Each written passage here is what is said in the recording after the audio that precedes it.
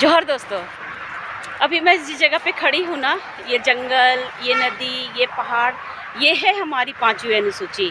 यही जंगल, नदी, पहाड़ को हम बचाएंगे तभी ये 5वीं अनुसूची हमारे संविधान में बची रहेगी, अन्यथा नहीं बची रहेगी। देखिए, एक सिंपल सी बात मैं बताती हूँ कि हम सब जितने भी आदिवासी हैं, प्रकृति को मानने वाले लोग हैं, तभी तो हमारा गोत्र, जैसे कि मैं लकड़ा, मैं बरखा लकड़ा, लकड़ा का मतलब होता है शेर, कच्छप, कच्छप कछुआ, कछुआ मतलब आप सब जानते हैं टोर्टोइस, है ना। तिरकी, तिरकी का अर्थ होता है चिड़िया, लता, और तिग्गा, तिग्गा का मतलब बंदर। जितने भी हमारे गोत्र हैं सब प्रकृति से संबंधित है।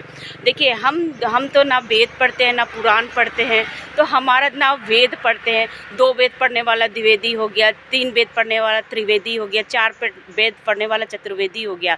ऐसा हमारा बिल्कुल नहीं है। हम ना मनु के वंशज है, ना सप्तऋषि के वंशज है, ना वशिष्ठ महर्षि के वंशज है। हम तो भाई प्रकृति में जन्म लिए, प्राकृतिक अर्थात प्रकृति को समझने वाले लोग हैं, प्रकृति के एक एक संकेत को हम लोग समझने वाले लोग हैं। तभी तो देखिए, आज देखिए, तभी तो हम इतने मतलब प्रकृति को इतना अथात है, लेकिन फिर भी देखिए हमारे जरवा आदिवासियों को कोई भी विज्ञान, कोई भी संसाधन की आवश्यकता नहीं है। वो जंगल में ही रहते हैं, वो उसको ना कैंसर है ना पोलियो है, वो प्रसव में भी देखिए उनको कोई डॉक्टर की ज़रूरत नहीं होती है। वो उनको इतना ज्ञान है, प्रकृति का एक एक ज्ञान है कि वो देखिए आदि अनादि काल से रहते आ रहे हैं, उसको किसी भी चीज़ की ज़रूरत नहीं है। तो आदिवासियों को, हमें प्रकृति को समझने के लिए किसी विज्ञान की ज़रूरत नहीं है।